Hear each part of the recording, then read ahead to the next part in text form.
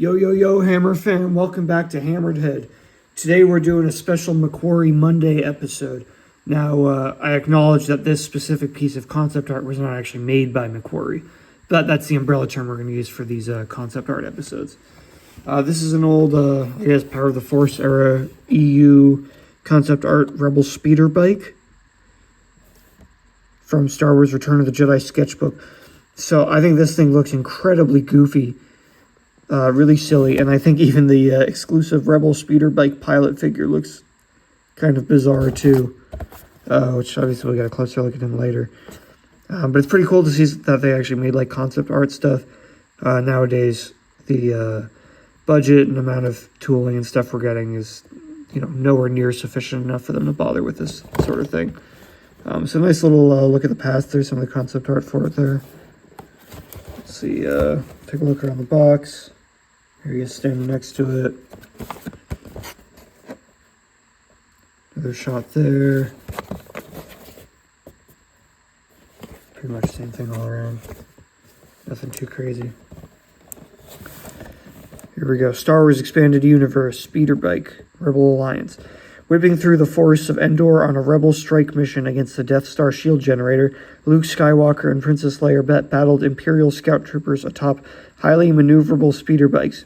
Considered ideal reconnaissance vehicles by the Empire and the Rebel Alliance alike, their maneuverability and acceleration is superior to both land speeders and air speeders. This particular speeder bike was designed and built based on production sketches found in Star Wars Return of the Jedi sketchbook. Its creator was renowned Star Wars artist Joe Johnston. Thanks, Joe Johnston. Very cool. Here we go. A little cutout here. Prototype speeder bike. Model Aerotech military speeder bike prototype. Type personal repulsor lift vehicle. Crew 1 pilot. Weapons. Concussion missile launcher.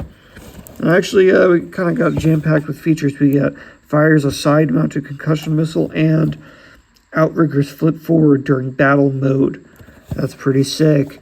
Got some other concept stuff there. Yeah, I think this is going to be pretty cool. I'm excited to see if it actually looks like the concept stuff, so let's open it up. Alright, so there is some assembly required, which is always fun. Got this nice nifty little instructional manual. Figure sits in vehicle as shown. So let's start putting this together. Okay.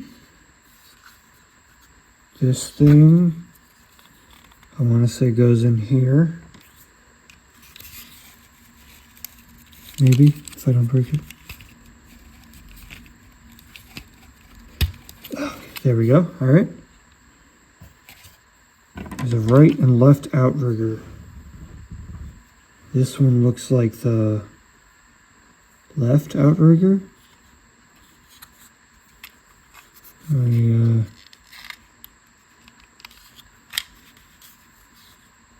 Oh, here, okay. So, hang on. Alright, there it is all assembled. It does look pretty much as goofy, if not goofier, than I anticipated. But I'm happy with it. I think it's pretty fun. It's a nice different vehicle and aesthetic that still fits within Star Wars, but it's different from other things. So, I don't know, I just think it helps with world building a little bit, even if it's not strictly canon nowadays. But decent paint job and tooling all around.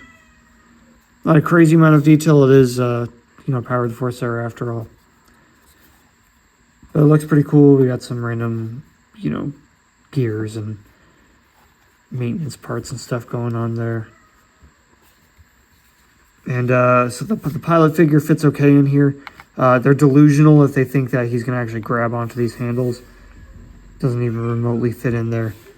But, if you're looking from a distance, he looks like he fits close enough. We do have a few different action features on here.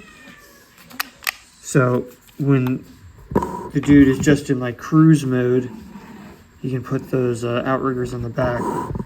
Then wait for it. When he goes into attack mode, he puts this little button up here. Oh, they're both supposed to go. There you go. That's pretty cool. I don't know that you ever necessarily need that, but you got it. And then action feature 2 is that he's going to shoot this little missile thing. That kind of comes out there. There's a little firing mechanism there. It only shoots it on one side. I actually kind of like the way they did this. It's not super obtrusive, the firing thing. In a lot of sort of modern vehicles where they have these launching mechanisms, there's like this giant contraption on the side that looks really stupid. This one, it's not as obvious, so I think it looks a little bit better. So here we go. He's going to take out Mr. Hammer right now.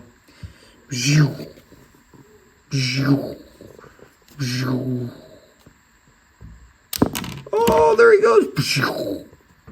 Yes, he got a little decent amount of stopping power on that thing. The included figure isn't anything too crazy. Pretty basic, just dude in a flight suit.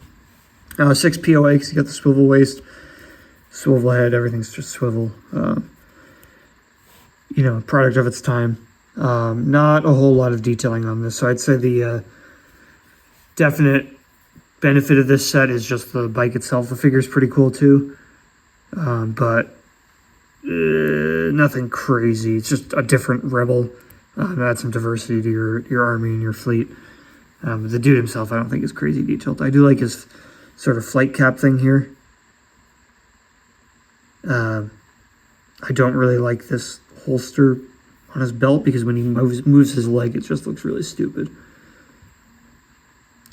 But, you know, other than that, it's fine. It's just, I'm going to put this guy in like an indoor display with the speeder bike just flying around. I think once he's mixed in with a bunch of other Rebel troops, he'll look okay. But on his own, it's he's a little silly without the speeder bike that he's supposed to ride. Oh my goodness, can I even stand him up? There we go.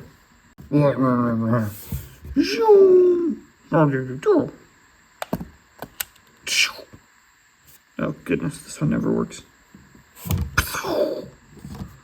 Oh! That's pretty much it for the concept art speeder bike. I wouldn't go out of your way to get this thing because I do think it's really silly, but if you got a big indoor display or you just like original trilogy concept art or something, I think it's worth picking up. I'm going to enjoy putting in with my indoor Rebel troops. I think it's going to accent it in such a way.